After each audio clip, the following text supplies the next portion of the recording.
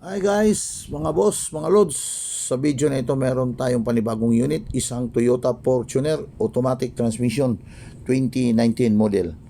So ayan, tinira agad ni Mats Mechanic together with his team, the Nakmar Boys. So ayan yung kanyang official cameraman, si Mr. Angelo Election.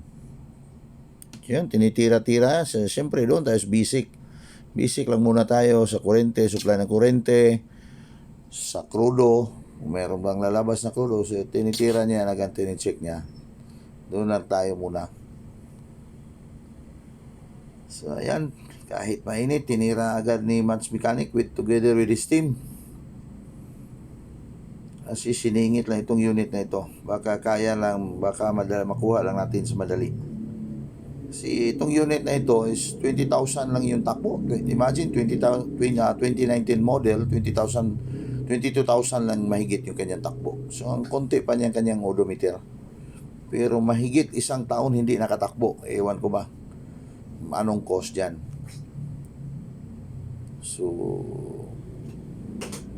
isang team ng Nakmar dyan, nandyan.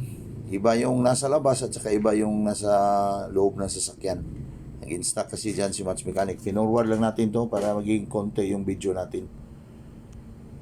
Mahirap na mataas, baka magsawa tumingin yung mga viewers natin. Wala pa naman tayong masyadong viewers.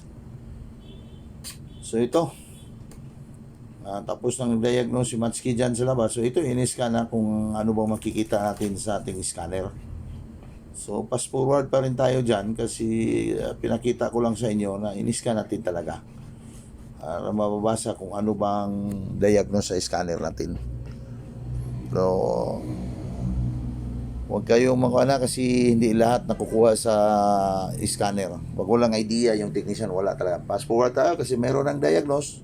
Nag-start na yung mga Nakmar boys dyan pag dismantle sa buong dashboard. Imagine, tingnan nyo yung dashboard. May makikita pa ba kayo ng dashboard? Kasi sobrang sira-sira talaga yung dashboard. Kasi dinismantle natin yan lahat. Kasi yung cost dyan, nandyan. Fast forward tayo, ito. Naka-under na yung sasakyan.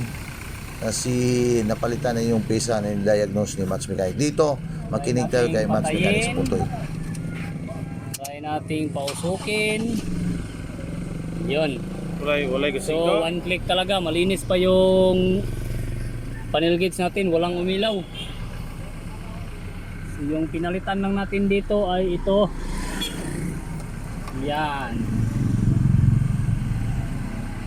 Yung bago nating immobilizer. Goods.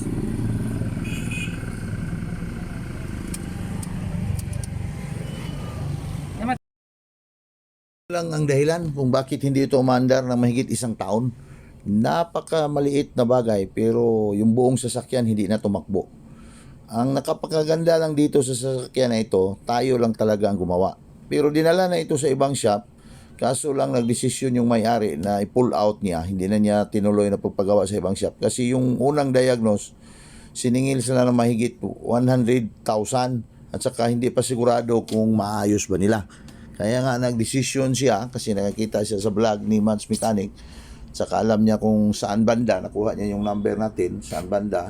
Oh, yun, imagine ganon yung kalagayan sa sasakyan. Wala na kayong makita sa dashboard. Kasi tapos na yan, nakikabit yung bago. So dahan-dahan na pinabalik sa mga Nakmar boys. So ito yung history yung sasakyan. Pinull out niya sa ibang shop, dinala sa atin kasi nakita niya yung vlog natin. Vlog ni Mats Mechanic. Kaya tuwang-tuwa siya kasi in 4 days time nagawa nating maayos yung kanyang sasakyan. So siyempre yung dyan, yung pesang ng pinalit na immobilizer supplied by Nakmar So, itong Auto napakaliit Repair na parts Shop. na to. Road test So, na yun. akalain ba natin na umabot ng isang taon na hindi naka-under yung sasakyan na to? So, akalain ba natin na umabot ng halos isang taon na hindi na ka-under ang sasakyan na to? Pero ang dahilan lang pala ay itong napakaliit na bagay na to. Yan. So, In-explain ulit ni Mats Mechanic So, diyan nag-road test na sila. So, ito nakapagpaganda dito sa sasakyan kasi tayo lang ang gumawa. Kaya nga, hindi masyadong nahihirapan si Mats Mechanic dyan.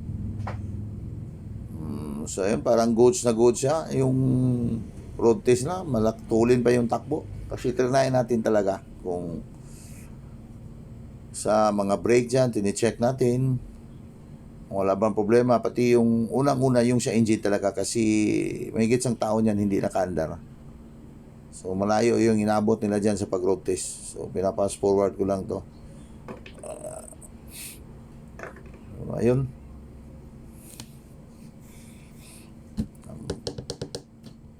Medyo malayo-malayo yung tinakbo ni Mats Mechanic dyan para maging sure ball yung kanyang trabaho at saka yung sa kanyang team, yung Nakmar Boys. Sigurado natin yan kasi yung may-ari dyan is malapit lang sa atin yan kasi sa Clarin, Misamis Occidental. Naku, nakapatuloy na yung takbo ni Mats dyan. Hinataw na yung engine. So sa bandang ito na yung may-ari, kinuha na agad yung sasakyan. Dalawang babae yan yung kumuha sa sasakyan na yan. Kaya nga, paalis na sila. Tuwang-tuwa sila kasi naayos yung sasakyan. Salamat, hanggang dito lang.